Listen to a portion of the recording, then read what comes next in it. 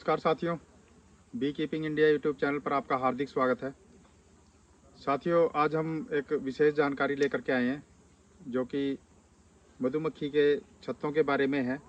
जो भी bee keeper मधुमक्खी पालन का काम करते हैं उनको कई तरह की प्रॉब्लम्स आती हैं, जिसमें सबसे एक बहुत महत्वपूर्ण जानकारी ये जानना है कि जो मधुमक्खियों के छत्ते हैं उनका किस प्रकार से रख रखाव किया जा सकता है और किस प्रकार से उनको हमें देखभाल करनी होती है। तो आज हमारे साथ हैं bee keeper Deepak ji.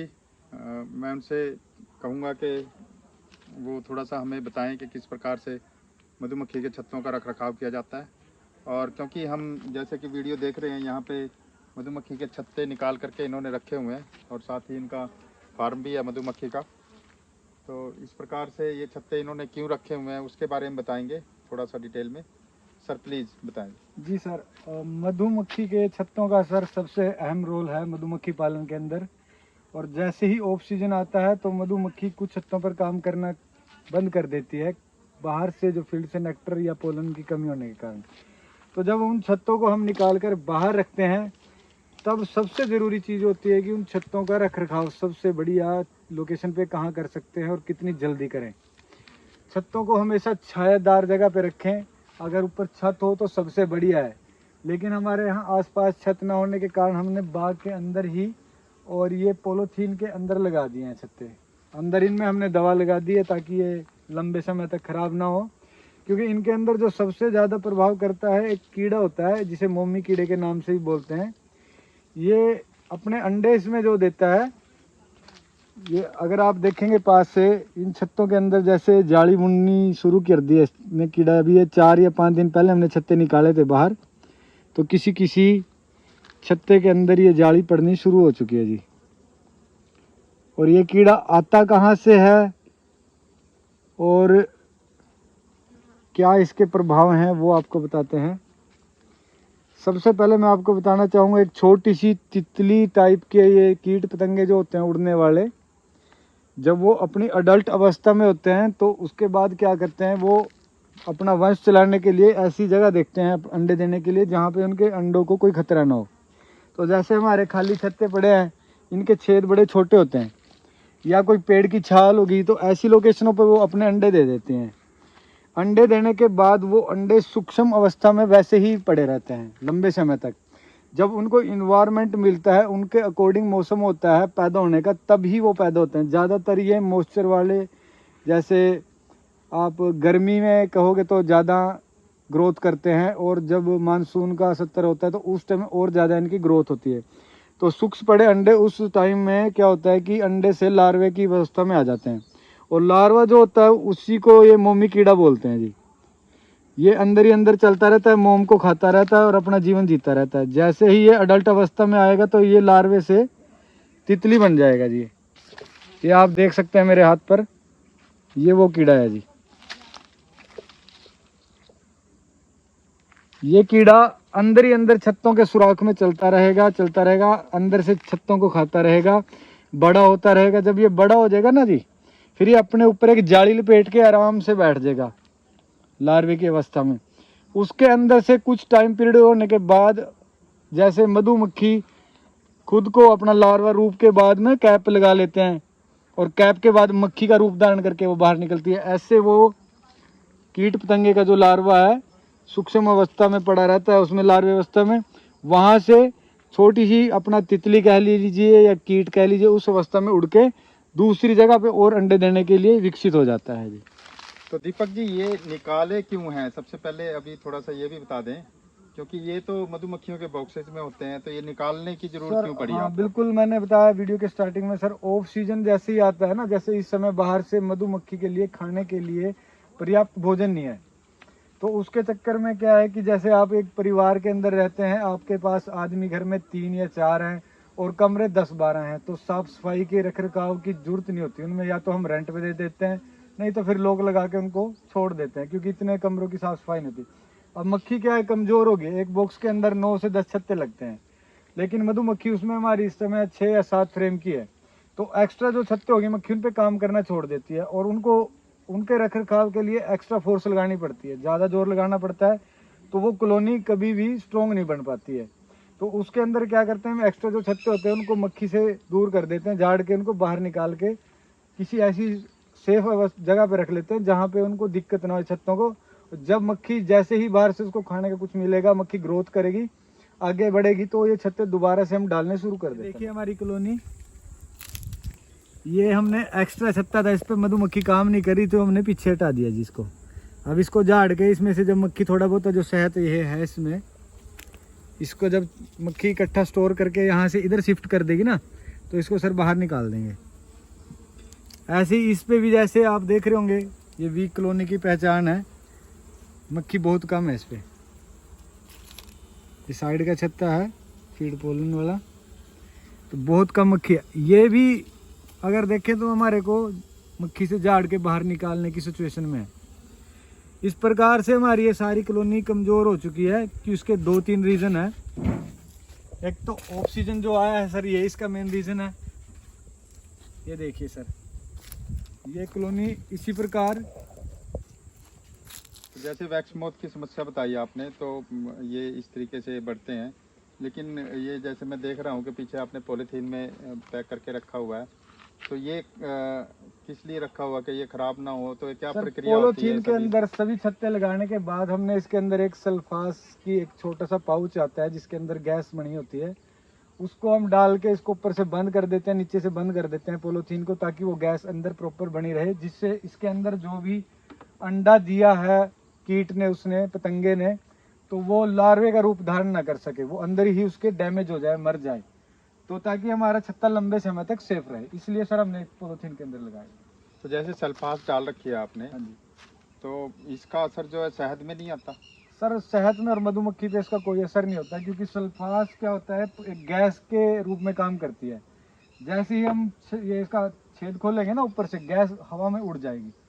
Polythene को खोलते ही गैस हवा में उड़ गई सर। और ये छत्ता आप कुछ साथी तो साथ के साथ ही मक्खी में लगा देते हैं, उनका प्रैक्टिकल एक्सपीरियंस है, वहाँ पे भी उनको कोई नुकसान नहीं हुआ। लेकिन अगर थ्योरिकल देखें तो हमारे को 1-2 घंटा ये छत्ता बाहर रखना चाहिए, ताकि उसमें प्रॉपर सारी ही गैस और स्मेल जो भी होगी वो निकल जाए, ताकि मक्खी को बिल्कुल कोई नुकसान ना हो। इससे ज़्यादा समय तक भी बाहर रखा जा सकता है? बाहर सर 1-2 दिन तक छत्ते को कोई नुकसान नहीं होता, लेकिन अगर लगातार कई दिन तक बाहर रहेंगे तो फिर ये कीट अपना प्रभाव छोड़ना शुरू कर देता है। अच्छा, तो ये इस तरीके से इनको छत्तों को बचाया जाता है? बिल्कुल सर। तो दोबारा लगाने का जो टाइम आता है वो कब आता है? वो सर कुछ तो मक्खी पर डिपेंड होता है, लेकिन सीजनली जैसे कहें तो अगस्त के महीने में, जुलाई, जून, ये जो हमारे महीने, इनमें ना पोलन की मात्रा बहुत बढ़ जाती है सर। क्योंकि अपने उत्तर भारत में, हम हरियाणा के जो दक्षिणी क्षेत्र हैं, रेवाड़ी, महेंद्रगढ़ साइड जो हो गया, उनमें ना बाजरे की फसल चलती है इस टाइम पे, और बाजरे पे मधुमक्खी बहुत ग्रोथ करती है जी।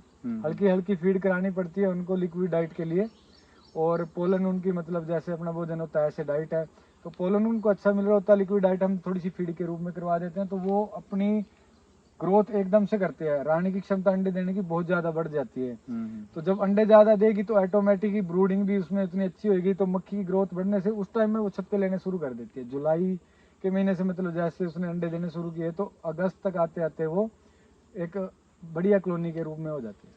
और जिनमें ये अडल्ट रूप ले लिया है, सपोज करो जैसे ये छत्ते हैं, ये इसमें कीड़ा चल रहा है, तो वो बड़ा भी हो जाता है, तो अगर वो बड़ा हो गया, प्रॉब्लम ज़्यादा बढ़ गई है, तो उसका क्या से ट्रीटमेंट करते हो? सर इसके 2-3 ट्रीटमेंट है वैसे जो कारगर, और सबसे बढ़िया ट्रीटमेंट तो यही है कि इसको, जो छत्तों में अडल्ट भी हो चुका है ना, वो लार्वा जिसको मोमी कीड़ा बोलते हैं, तो इनको फटाफट से मोम के इसको अपना एक पॉलीथीन में लगाइए। पॉलीथीन में लगाने के बाद इसमें वही सल्फास की पुड़िया लगाइए और ऊपर से बंद कर दीजिए, नीचे से उसको बंद कर दिए, ताकि वो वहीं पे खत्म हो जाए।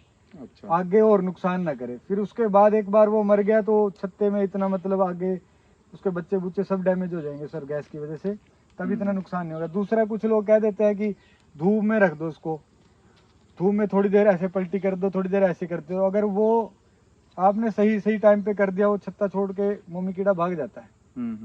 लेकिन अगर आधा घंटा भी आपका धूप में गर्मी के टाइम में छत्ता बाहर पड़ा रहा तो वो मोम पिघल के सब छत्ता खराब हो जाएगा।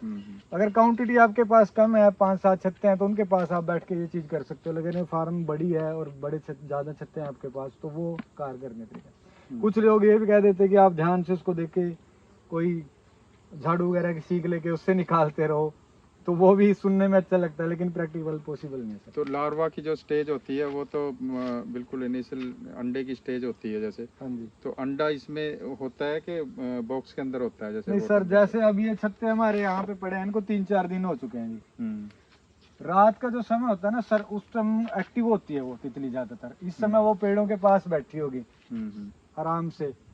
आप कभी फार्म के अंदर रात को विजिट करना लाइट की रोशनी में, मैं बहुत बार विजिट किया है, तभी देखा सर मैंने।